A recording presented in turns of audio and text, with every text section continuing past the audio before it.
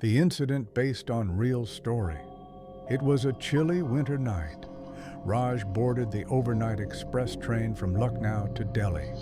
His train was late and the platform nearly empty. The digital board flickered. Departure, 11:45 p.m. He found his seat, upper berth, carriage 6. The coach was unusually quiet for a weekday. Only 3 other passengers, all sleeping.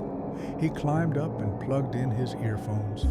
Outside, fog covered everything. He felt uneasy, not scared, just strange, like something was out of place.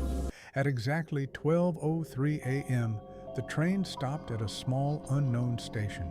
It wasn't listed on his ticket. As the train halted with a long sigh of brakes, a girl in a white salwar kameez boarded silently. Her face was half covered with her long hair, and she carried no luggage. She sat on the lower berth directly across from Raj, barely making a sound. Raj thought maybe she was a last-minute boarding passenger. He watched her discreetly. Her skin looked almost too pale under the dim yellow light. She sat perfectly still, hands folded, looking straight ahead. He smiled awkwardly and said, "You're late for the train, too?" She slowly turned toward him, smiled faintly, and nodded. No words, no blink. Something felt off. Still, Raj closed his eyes and tried to sleep. 1:20 a.m. Raj awoke to a strange feeling, like someone watching him. He peeked down. The girl was still sitting there, in the exact same position. Still, staring now, straight at him, not blinking. He quickly sat up, pretending to adjust his blanket. "Sorry, did I wake you up?" he asked casually. No reply, just that faint, too wide smile.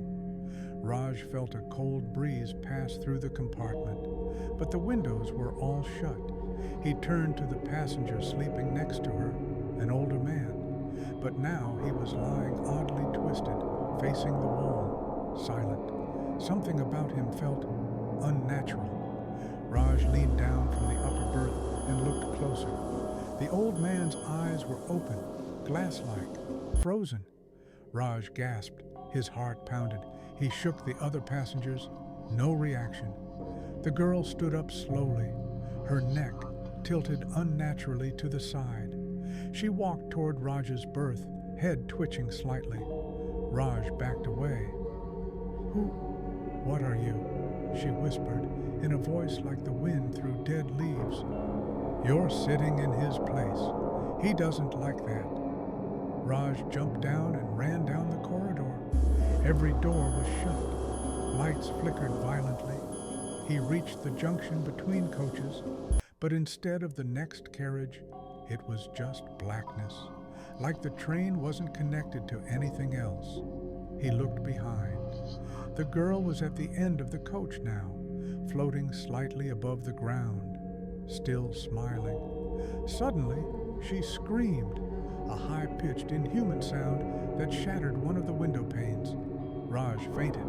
He woke up to daylight, train station, crowds, announcements blaring, morning sun. He was lying in a corner of carriage 6. Confused, he got up, heart still pounding. The coach was full of passengers now, regular travelers. He asked the conductor, "Where's the girl who boarded last night?" "The one in white?" The man looked puzzled. "Sir, this coach was empty last night. You were the only one booked here. We didn't stop anywhere after Kanpur." Raj pulled out his phone.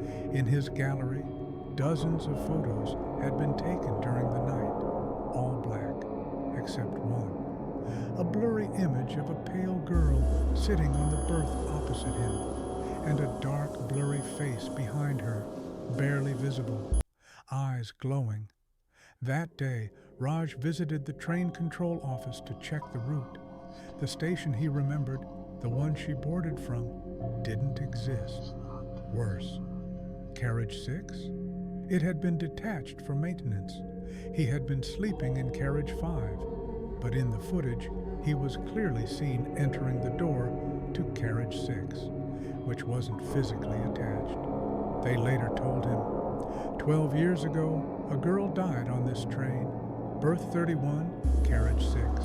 Her fiancé pushed her out before she could elope. Since then, she returns, waiting, searching for her place, for him, and sometimes for someone else to take his spot.